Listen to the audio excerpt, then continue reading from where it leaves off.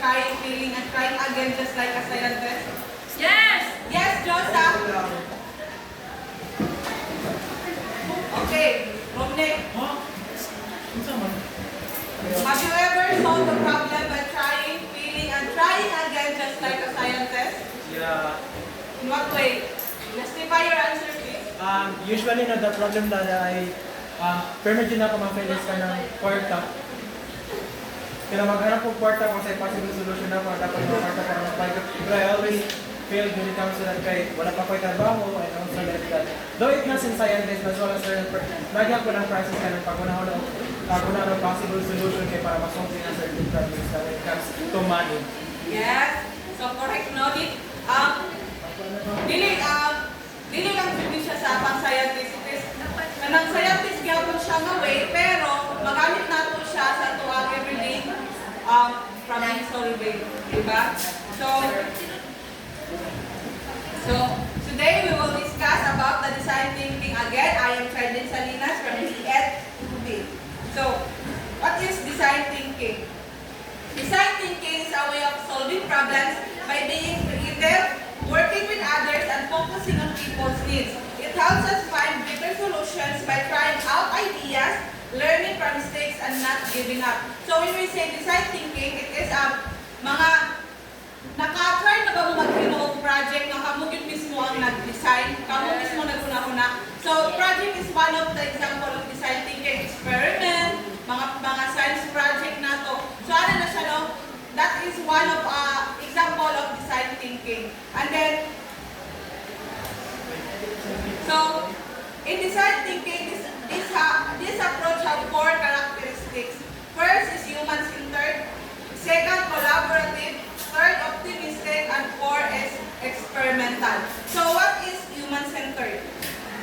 When we say human-centered, it starts by understanding what people need and care about. So when we say human-centered, it is about understanding what people, unsay mga gipangkinahanglan nila, unsa koy mga concern nila. So kung mag-design data, when we say design thinking, dapat iuna jud unahon na ang ilahang mga kinahanglan o concern, no? And then second is collaborative. When we say collaborative, it is working with others, bring more ideas and better solutions. So when we say collaborative, it is collaborate with others. Buhatan ng ideas, it's about sharing ideas between you and them. And then optimistic. When we say optimistic, it believes that we can always find a good solution, no matter how hard the problem is. So we should be in design thinking, be optimistic because it is believed that every problem has a solution. And then the last is the experimental. It's okay to make mistakes because we learn from them trying mistakes. In experimental, hindi tayo nato makuha ang gusto nato nga. Kanang dili tayo nato makuha ang atong gina atong goal na outcome. So kinahanglan pa ta mag-try and error bitaw. Like mao pa sa gingon pa nila nga di tayo matututo kung hindi tayo magkakamali. Yes! So, design process. What is the design process? When we say design process, it's a step-by-step way to solve problems creativity. So, design process, di man na nato, mamaon siya step-by-step a way to solve problems by creativity or the creativity. Ibale, first step, second step, this is the sequences of our projects or the experiments. Then, in design process, we have 5 stages. First is the discovery. Second is the interpretation. Third, ideation, ideation. Fourth is experimentation. And 5 is evolution. So first, what is discovery? Discovery is learning about the problem. So, when we say discovery, it is a learning about the problem. Kibali, natay ginisay nga problem. So, ato na po siya discovered. Kibali, what is the hinungdan sa problem? Ano na yung ani siya? Mo na itong discovered. So, kibali, mo na siya nga parang experiment ko ka naman. Wonder ko na sa katong try and error. Then, second is interpretation.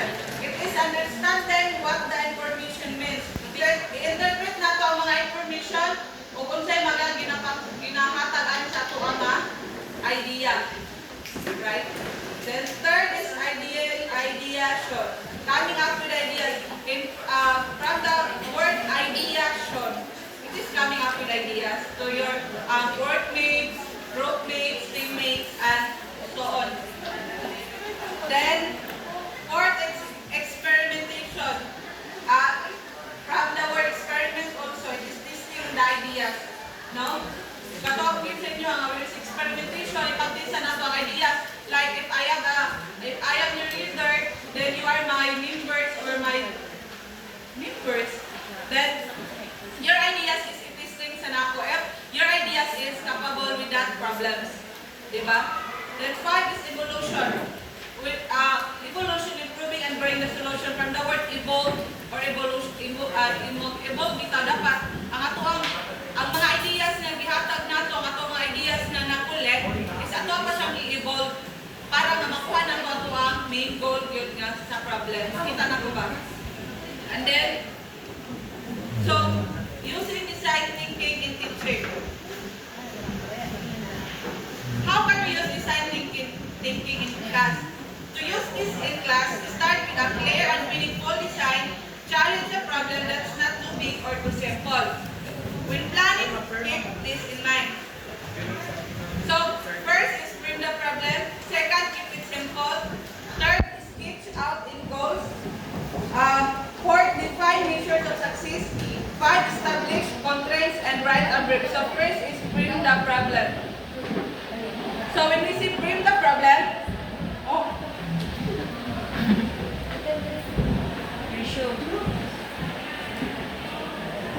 So frame the problem, it is the when we say frame the problem is we list the possible topics nga ato. Gibali if you are a group, we list first is we list our topics. Possible topics na to nga gusto na to bitaw bisa wala tay problem pero mangita jud ta problem. Ani nga kini siya nga topic. This is because sa design thinking man gyud is pibali unsaon ta ni siya paggamit ug unsaon sab nato siya paggamit in a real world problems ug unsa po'y mga way nga mabalaan pod nato ni siya. So mao ni siya nga dapat sa first is list na nato ang mga possible topics. Then sa second is keep it simple. So it is clearly define the problem. Ako na dahil pangitaan ng unsay mga definition sa problem nato kay para mas sabta nato o mas simple ang dili bitaw palisod-lisodon pa nato. Then third is sketch out in goals. This is sketch out in goals. Sketch na nato ang mga goals. Kibali ato na siyang i-summarize, i-sum up, keep it simple lang bitaw nato daan. Ato na bitaw sketch na nato mga goal. When we are using design thinking. Okay? Then define measures of success. Decide how you measure success. Kibali ato mag-design na mag-conduct na ka-design thinking imo pong i-measure step.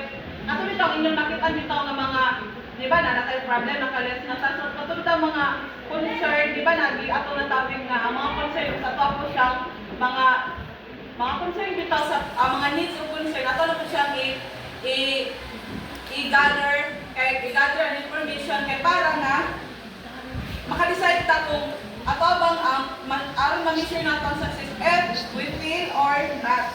Then establish constraints. Then set clear limits like materials or roles to guide the work.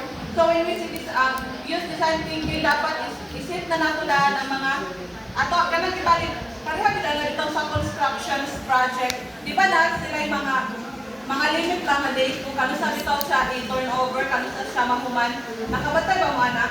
Nga maghimo ka ni karsada o magkansada mga highway o sa daraang. Di ba naging siya kanang ended project nga kano sa siya humanon. So that's one of example of established constraints. Then write a brief.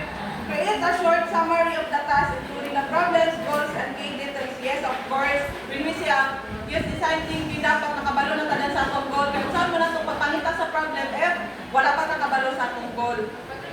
Then, next is, a design challenge is is the starting point of the design process. So, guys, the whole project, a good way to begin is by asking how might we, mga dapat pag mag-design na tao, mag-conduct na sa design thinking, dapat na tayo nalabitaw tayo mga how sa tungkol, like how might we make reading more exciting for students, di ba yun ba kung siya, ang saan ko padala ko mga estudyante na nabitaw magamit na ito ang design thinking mo, na siya design thinking, kung saan na ito pag, since we are a future educator, dapat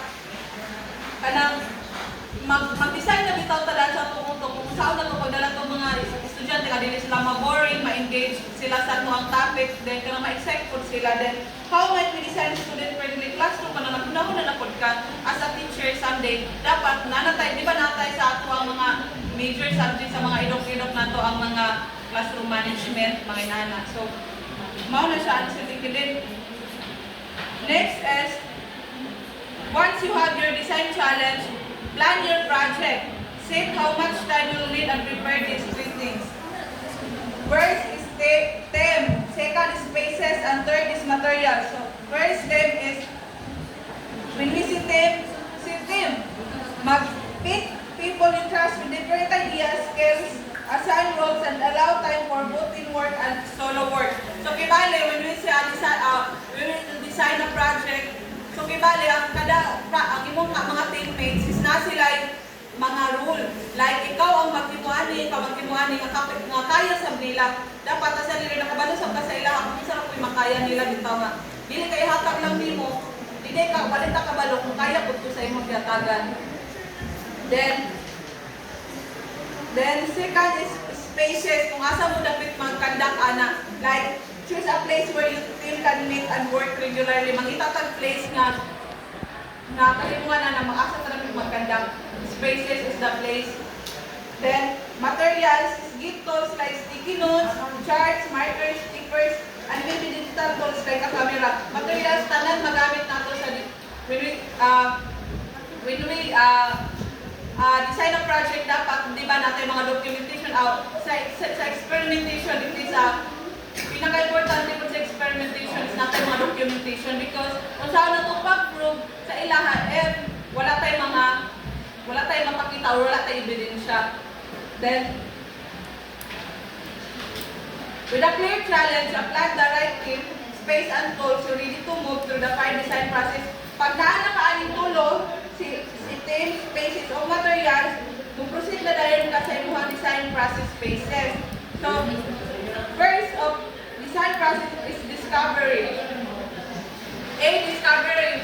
Understand the challenge, prepare research, and gather information. I-discover na ito tulo. Then, B is interpretation. Tell stories, search for meanings, frame opportunities. Ibalik kung sa imuhang problem, dapat pangitao na ito ang mga definition sa mga pasabot o sa meaning ato. Kaya para nga, makita na dahil na ito ang opportunity kung asa tamag, sugod or mag-start. See ideation, generate ideas, refine ideas. So, kung di ka sa mong workmates, dapat din nilang tanan ng mga masunod. Kaya bali, ikaw ang labaw-labaw dito, di dapat din na so dapat, imong pag-gather ilang mga ideas para nga mas, kanabitaw makabuo mo so pag kanabitaw healthy relationship between your group mates. Kanang walay away, yun na ba? Then, D is experimentation, make prototypes and get feedback. So, kini sa experimentation, manap nyo kayo nga dapat kung maghatag kong idea mo mga ka-groupmates o mga teammates is ang ilang idea mo mga kuhaon. So, imuha na po ng diba, mo sa ito i-generate ilang mga ideas magamit pa ninyo atong inyong goal. Diba, gino na ko ito gaina. So, dapat kagto, kung asa itong mga ideas nga, murag paminaw ninyo nga magamit ninyo atong mga goal is mao po ito inyong gamiton. Inyo na po itong ipangkuhan na unsaman, mainuha bitaw na kukuha ulit nilang feedback kung kini ba ang kangkuhan pulano o tapulana nga okay ba buhani nga mao ni kay since kini mo explain na po nato sa ilaha. Then evolution katong track learning and move forward. If nakabuon inyo na nakuha